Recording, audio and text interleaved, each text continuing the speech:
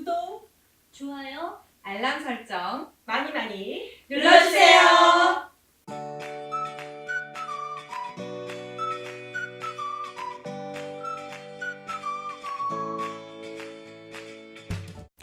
안녕하세요. 화생방 문을 엽니다. 아나운서 정지혜입니다.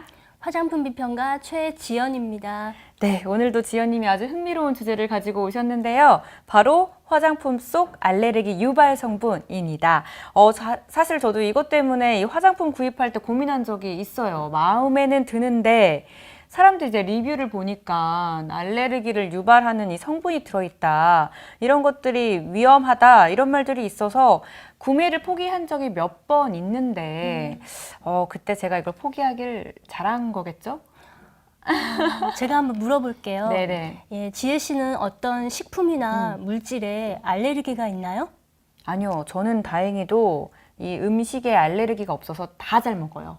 아, 그러면 또 네. 물어볼게요. 네네. 예, 알레르기가 없는 사람이 어떤 물질을 피할 필요가 있을까요?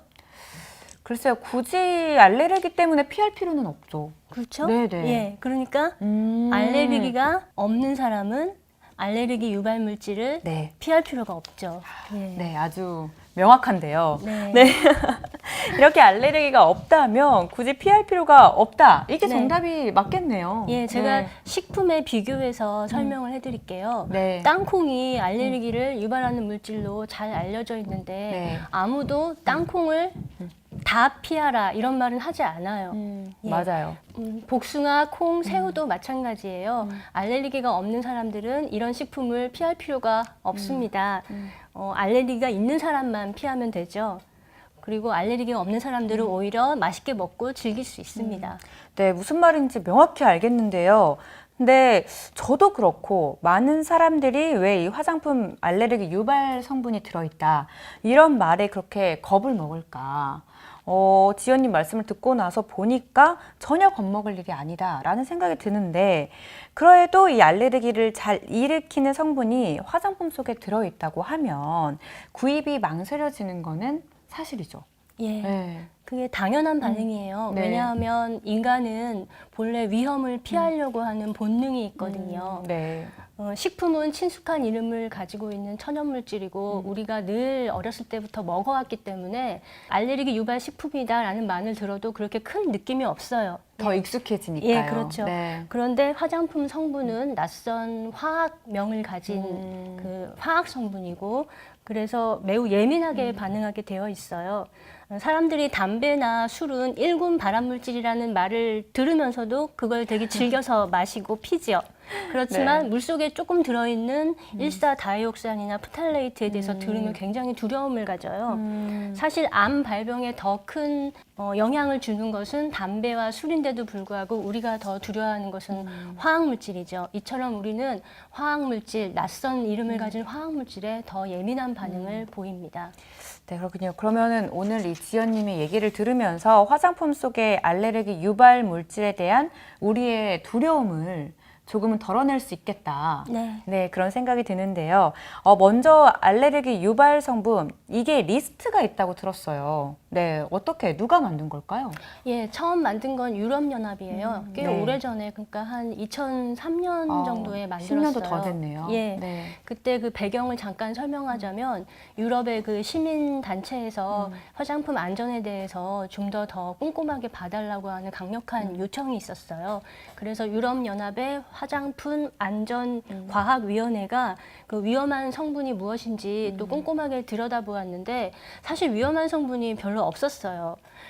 그나마 좀 위험한 것이 알레르기였는데 알레르기는 향료와 가장 큰 관련이 있다는 데 착안해서 향료를 좀 더 꼼꼼히 들여다보았습니다.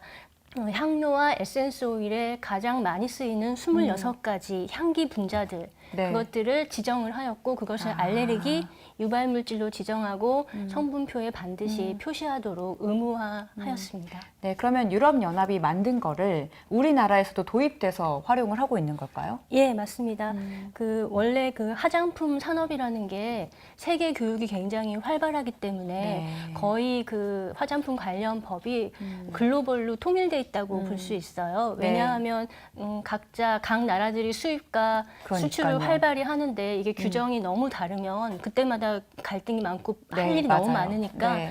이제 한 나라가 어떤 규정을 만들면 다른 나라들도 그것을 도입하는 것이 자연스러운 일이 되었어요.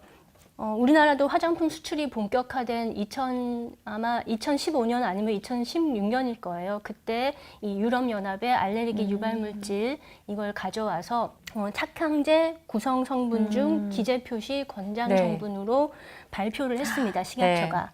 예, 우리나라는 의무는 아니고 권장으로 시작했습니다. 네, 좀 어렵네요.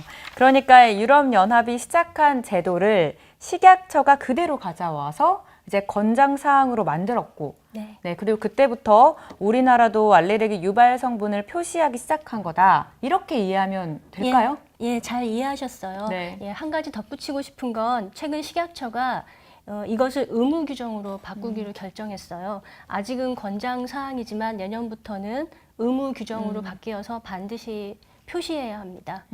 그러면은 규정이 더 강화되는 거네요. 네. 네. 그런데 여기서 중요한 게 이 리스트가 단지 알레르기가 있는 사람들을 위한 리스트라는 것을 좀 더 많이 알려야 되지 않을까. 그걸 알리지 않은 상태에서는 규정만 강화하면 오히려 오해만 더 커지진 않을까라는 네, 염려도 들거든요. 예, 저도 그 걱정이 가장 커요. 저는 식약처가 이 리스트를 그냥 네. 소비자들에게 던져만 놓고 어떻게 활용하는지 알려주지 않은 것이 너무 안타깝습니다. 네. 이건 단지 향료에 알레르기가 있는 사람들이 자신이 알레르기가 있는 물질이 그 안에 들어있는지 확인하는 용도로 만든 것이거든요. 그 이상의 의미는 전혀 없어요. 그런데 사람들은 이 리스트를 나쁜 성분을 모아놓은 리스트라고 오해를 하고 있어요. 그리고 이 성분들이 들어있으면 네. 자동적으로 나한테도 알레르기가 일어난다고 그렇게 그러니까요. 생각을 오해할 하고요. 수 있죠. 특히 한 개나 두 개가 들어있으면 안전한데, 그나마 안전한데, 뭐, 3개, 4개가 들어있거나 5개, 6개가 들어있으면 더 위험하다. 이런 식으로 이제 개수로 따져서 더 네, 위험을, 맞아요. 예, 위험을 판단하는 그런 식으로 오해를 하고 있습니다. 네. 알레르기는 그런 차원이 아니라 이거는 항체 반응이에요.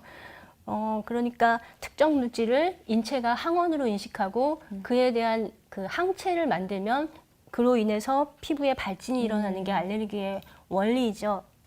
그래서 5개가 들어있든 10개가 들어있든 심지어 25개, 26개가 다 들어있든 네. 그 물질이 항원으로 작용하지 않고 내 몸에 항체가 없으면 알레르기는 일어나지 않아요. 않는다. 하지만 단 한 개의 물질이라도 그 물질이 나에게 항원이 되고 내 몸에 항체가 있다면 그것은 알레르기를 일으킵니다. 네. 이런 원리는 전혀 모른 채 네. 단지 몇 개가 들어있다 이런 것만으로 거부하고 위험하다고 인식하는 것이 너무 안타깝습니다. 네, 그러면 이에 대해서 업계나 과학계의 비판의 목소리도 있을 것 같은데 어떤가요? 비판의 목소리 많아요. 네. 예, 그 2003년에 처음 유럽연합이 이 제도를 만들 때부터 많은 화학자들이 이건 말도 안 된다라는 문제를 많이 제기했어요. 네. 그 향료는 그냥 단일 성분이 아니라 그 안에 수천 가지의 향기 분자들이 모여서 만들어진 성분이거든요. 네, 그렇죠. 근데 그 중에서 정확하게 무엇이 나에게 알레르기를 일으키는지를 알 수 있는 방법은 정말 힘들어요. 병원에서 알레르기 패치 테스트를 해도 그냥 당신은 향료에 알레르기가 있습니다 정도만 알려주지 그 향료 안에 있는 어떤 향기 분자가 당신에게 네. 알레르기를 일으킵니다 이렇게 알려주는 경우는 거의 없습니다.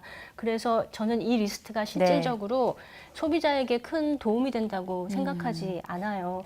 또 화장품 산업에도 별로 도움이 되는 것 같지 않아요. 이 리스트가 나온 이후로 성분표 표기가 너무 혼란스러워졌고요. 네. 그리고 향료에 대한 사람들의 생각이 너무 나빠졌어요. 사실 향료는 일부 소수의 사람들에게 알레르기를 네. 일으키기는 하지만 화장품의 역한 냄새를 가려주고 그리고 좋은 향기로 그 심리적인 만족감을 주는 아주 중요한 성분이거든요. 네. 그 향료가 없었다면 화장품 산업이 이렇게 발전하기 힘들었을 겁니다.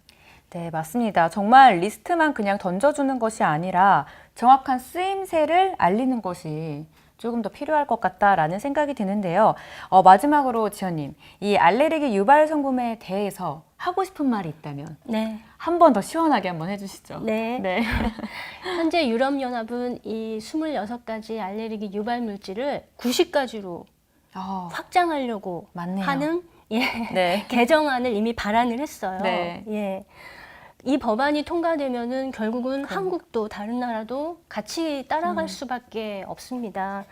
저는 도대체 이 90개나 되는 성분을 성분표에 어떻게 표시할 것인지 그것도 걱정스럽지만 더 걱정스러운 건 이렇게 수많은 알레르기 유발 성분을 열거하는 방식이 과연 알레르기 환자들한테 도움이 될까 하는 점이에요. 그래서 이런 성분의 열거 방식보다는 저는 향을 피하도록 그 교육을 시키고 알리는 것이 더 효과적이라고 생각합니다. 그리고 마지막으로 혹시 내가 어떤 성분에 알레르기가 있다 해도 그 성분을 나쁘다고 생각하지는 않았으면 해요. 복숭아가 알레르기가 있다고 복숭아가 나쁜 음식이라고 말하는 사람은 없잖아요. 화장품 성분도 나에게는 알레르기를 일으킬 수 있지만 다른 많은 사람들에게는 좋은 성분으로 작용할 수 있다는 거를 잘 알고 있었으면 합니다. 그래서 알레르기 유발 성분이라는 꼬리표가 붙어 있다고 해도 너무 두려워하지 말고 무조건 배척하지 않았으면 합니다.